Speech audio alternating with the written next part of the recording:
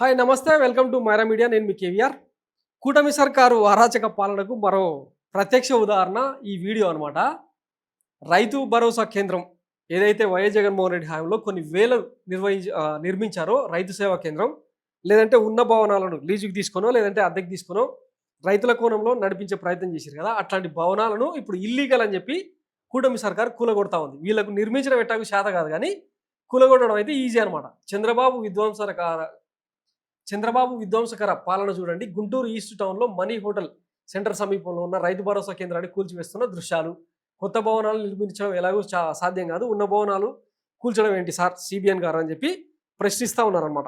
ఇంకా దీనికి ఇక కింద కామెంట్లు, అడ్డగోలుగా నిర్మిస్తే, పర్మిషన్స్ లేకుండా నిర్మిస్తే కూలగొట్టచ్చు. ఇల్లీగల్ కన్స్ట్రక్షన్స్ కూలగొట్టడం అనేది ప్రభుత్వ బాధ్యతనే అనుకుందాం. మరి దానికి ఆల్టర్నేట్గా కొత్త భవనాన్ని అలొకేట్ చేసో లేదంటే ఏదో ప్రత్యామ్నాయం చూపించో కూలగొడితే పెద్ద ఇబ్బంది లేదు. కానీ రైతులకు దక్కాల్సిన ప్రయోజనాలన్నింటినీ దూరం చేసి, వాళ్ళకి గిట్టుబాటు ధర లేకుండా, వాళ్ళ పంటలకు ఇన్పుట్ సబ్సిడీ లేకుండా, తర్వాత కొనుగోలు కేంద్రాలు పెట్టకుండా, ఆఖరికి వీటిని కూడా డిస్మాంటిల్ చేస్తే ఏమనుకోవాలి?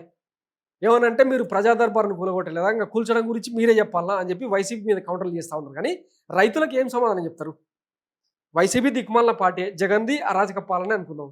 మీది సుఖమైన పాలన, మంచి ప్రభుత్వం కదా. ఇట్లా చేయడం కరెక్టా? రైతులకు ఉపయోగపడుతున్నవే కదా. అసలు ఇది రైతు ప్రభుత్వం అని పదే పదే చెప్పుకునేటోళ్ళు ఇట్లా చేయడం కరెక్టా?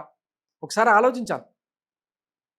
ఇప్పటికే గుంటూరు మిర్చి రైతులు రోడ్డెక్కి ఆందోళన చేసిర్రు. ఒకప్పుడు కొన్ని 20,000 పైచీలకు ఉన్న మద్దతు ధర ఇప్పుడు 12,000కు పడిపోయిందని చెప్పి మీ పాలనలోనే చాలామంది విమర్శలు చేస్తూ ఉన్నారు రైతులు అందరూ కూడా. ఇంకా ఇట్లా తీసుకుంటే చాలా పంటలకు గిట్టుబాటు ధర లేకుండా పోయింది. కేంద్ర ప్రభుత్వం కూడా యాక్షన్ తీసుకునే పరిస్థితి లేదు. ఏం చేయదలుచుకున్నారు అసలు రైతాంగాన్ని? సో దీనికి సమాధానం చెప్పాలి ఈ కూటమి సర్కారు. రైతులు కూడా రోడ్డు ఎక్కకపోతే ఇట్లాంటి దుర్మార్గాలు ఎన్నో జరిగే అవకాశం ఉంటుంది. కాబట్టి పాలకులను ప్రశ్నించకపోతే ఇట్లాంటి దిక్కుమాల చేస్తలే జరుగుతూ ఉంటాయి. Thanks for watching Myra Media. నేను మీ కేవీఆర్. Thank you.